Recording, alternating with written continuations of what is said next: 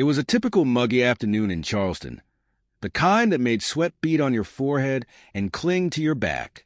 The sun filtered through the large windows of Margaret's diner, casting a warm glow on the checkered linoleum floor.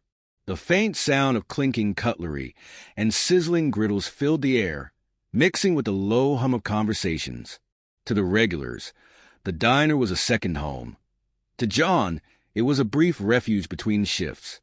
John, a burly construction worker in his mid-30s, sat at his usual booth near the window, enjoying a well-deserved break. His hands were calloused from years of labor, but they held a gentle reverence for the food before him. A plate of golden fried eggs, crispy bacon, and buttery toast lay waiting, the aroma intoxicating. He had just taken his first bite when he felt a presence loom over him. "Excuse me, sir, but I'll need you to pay up front," the waitress said, her tone sharp and dismissive. Her name tag read Lisa, and her eyes had an unsettling glint, as though she reveled in her authority. John blinked, caught off guard, the taste of the golden fried eggs suddenly turning bitter in his mouth. Really? I've never had to do that before." He glanced around the diner, his heart racing. The other patrons, businessmen in crisp suits hunched over their meals, families laughing over shared plates of pancakes, and tourists animatedly discussing their adventures, were all blissfully unaware of the confrontation brewing in his booth. They were enveloped in a world of comfort, a sanctuary of warmth and familiarity, while he stood on the precipice of humiliation. "Policy," she snapped back, crossing her arms with a defiant stance, as if she were the keeper of some sacred law. Her eyes, sharp and glimmering with a self-satisfied arrogance, bore into him. John felt as if he were being stripped of his dignity, the very air around him thickening with the weight of her disdain. He wanted to stand tall, to argue, to remind her that he was just a working man seeking a moment of solace. But the heat rose to his cheeks, painting him with a shade of crimson that spoke volumes louder than any retort he could muster. A swirl of anger and embarrassment coiled in his stomach like a snake ready to strike. He swallowed hard, feeling the lump in his throat tighten. How could she treat him this way? He had come to this diner for years, sharing laughs with the other regulars and building a rapport with the staff. Now, here he was, reduced to a mere statistic, a faceless figure in a bureaucratic nightmare. Complying with her demand, he fished out his wallet, his fingers trembling as he rummaged through the bills. Each crumpled note felt like a betrayal, a reminder that his hard-earned money was being handed over not as a transaction, but as an act of submission. As he slid the cash across the table, unable to meet her gaze, a dark cloud of defeat settled over him. "Thank you," she chirped, her saccharine smile gleaming like a freshly polished blade, cutting deeper than any insult. She turned, the heels of her shoes clicking sharply against the linoleum floor, leaving him to stew in his shame.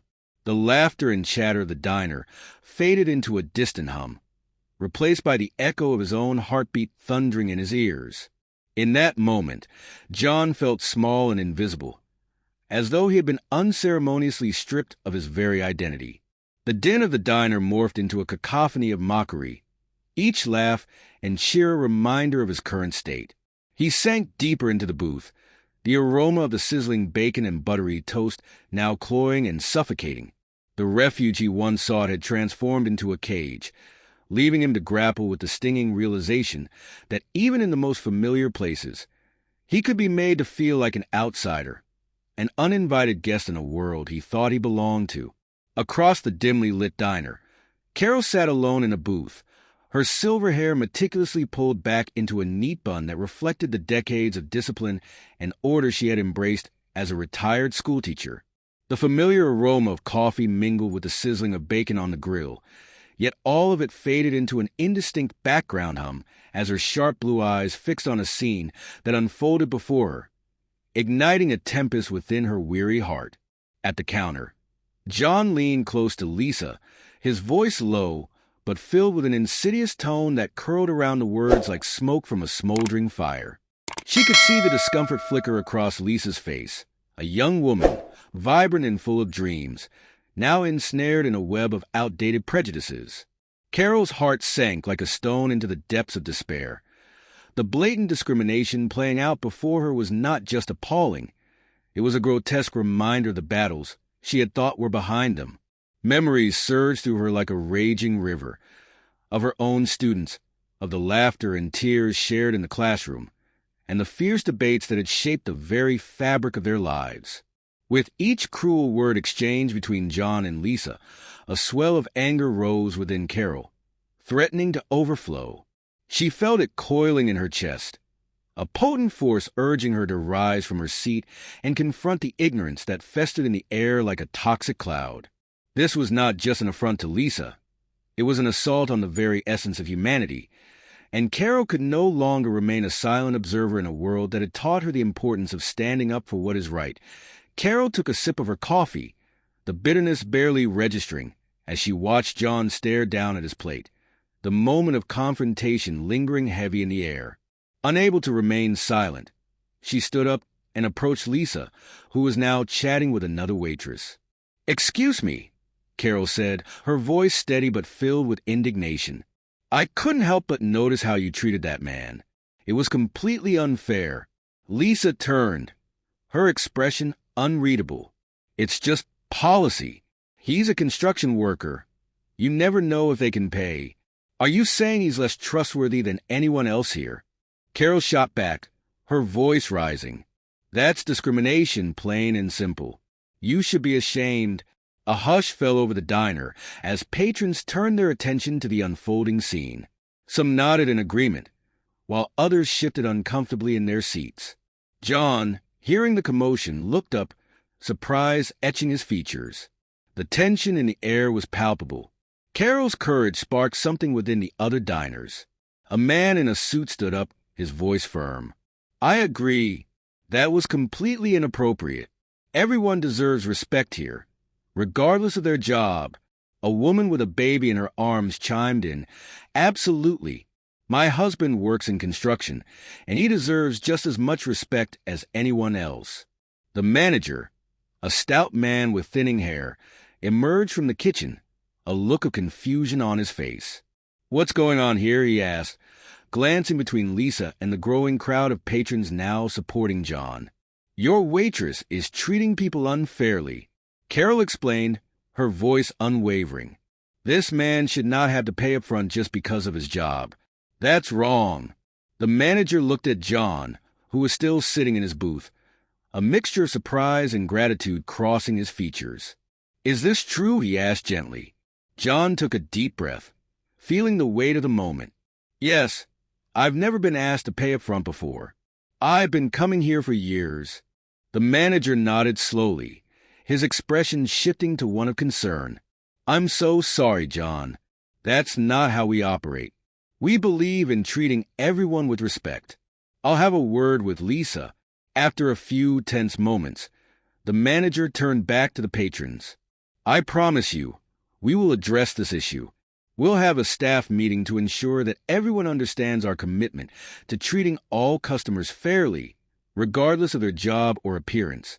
A round of applause erupted from the diners, their collective resolve a powerful reminder of the strength found in unity.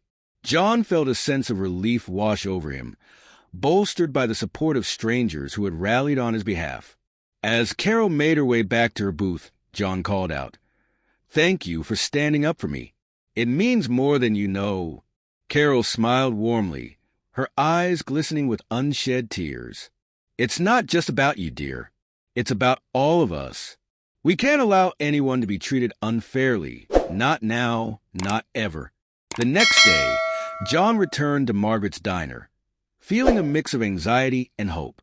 As he entered, he was greeted not only by the usual aroma of breakfast, but also by a new sign hung prominently near the entrance. "At Margaret's Diner, we commit to fairness and respect for all. Discrimination of any kind will not be tolerated." He smiled, feeling a warmth in his chest. It was a small change, but it represented a step forward. As he sat down, the manager approached him. "Good morning, John. I just wanted to personally apologize again for what happened. I've spoken to Lisa, and we're taking steps to ensure that it doesn't happen again. Thank you, John replied, feeling a sense of empowerment. I appreciate that. As the day unfolded, John noticed a difference in the atmosphere. The diners seemed more engaged with each other, sharing smiles and conversations that felt warmer, more genuine. Carol was there, sitting at her usual spot, and she waved at him, a beacon of hope and resilience. In the following weeks, the diner flourished with an even greater sense of community. The sign had sparked discussions not only about fairness in the diner, but also about discrimination in various forms throughout the city. Diners shared stories, forming connections that transcended their differences. John found himself participating in conversations that extended beyond casual small talk. He began to understand that every person had their own struggles, often hidden beneath the surface. He spoke up more, not just about his own experiences, but also advocating for others when he saw unfairness, inspired by Carol's courage. One day, Carol approached him, her expression serious. You know, John, I think we should do more. We can't let this moment pass without making a bigger impact. What do you have in mind? He asked, intrigued. I was thinking about organizing a community meeting. We could invite people from different backgrounds to share their experiences and talk about ways to foster understanding and respect, she proposed. John nodded, the idea resonating deeply. I'm in. Let's do it. Weeks later, the community meeting took place in the diner, drawing an unexpectedly large crowd. People from all walks of life came together, sharing their stories of discrimination and support. John felt a sense of purpose as he listened to others, his heart swelling with empathy. The event was filled with laughter, tears, and moments of solidarity. Carol spoke passionately about the importance of standing up for one another, her voice echoing with the wisdom of her years. The manager participated as well, offering the diner as a safe space for ongoing discussions. As the meeting concluded, John stood before the crowd, feeling a surge of courage. I want to thank all of you for being here. We all deserve respect, and it's our responsibility to stand up for each other. Together, we can make a difference. The applause that followed resonated in his chest, filling him with hope. In that moment, he realized that the diner had transformed from a simple eatery into a hub of community activism, where individuals came together to challenge injustices and celebrate their shared humanity. Months passed, and Margaret's Diner continued to thrive, becoming a model of community engagement and respect. The conversation sparked by that one moment of courage grew into a movement, inspiring other local businesses to adopt similar policies. John often reflected on how a single act of bravery could ripple through a community, igniting a flame of change. He felt a newfound sense of pride, not just in his work as a construction worker, but in his role as an advocate for justice. One afternoon, as he sat in the diner, he noticed a new family entering, a mix of excitement and trepidation on their faces. Without hesitation, he waved them over, inviting them to join him at his table. "Welcome. You're going to love it here," he said, his smile genuine. Carol caught his eye from across the room, a proud glimmer in her gaze. They had become friends, allies in a shared mission for fairness. Each day a reminder of the importance of standing up against injustice, no matter how small. As the sun set over Charleston, casting a golden hue through the diner windows, John felt a deep sense of fulfillment. He understood now that every meal served, every story shared, and every act of courage mattered. Together, they had created a haven of respect and community, proving that even the smallest acts of bravery could inspire profound change. Years later, the sign that had once marked the commitment to fairness had become a symbol of the diner's legacy. Tourists and locals alike spoke of how Margaret's Diner had transformed into a beacon of hope and unity in the community. As John continued to frequent the diner, he knew that the lessons learned within those walls would resonate for generations to come. In a world where differences often divided, Margaret's Diner had shown that courage and kindness could build bridges, transforming not just a diner, but a community, one meal at a time.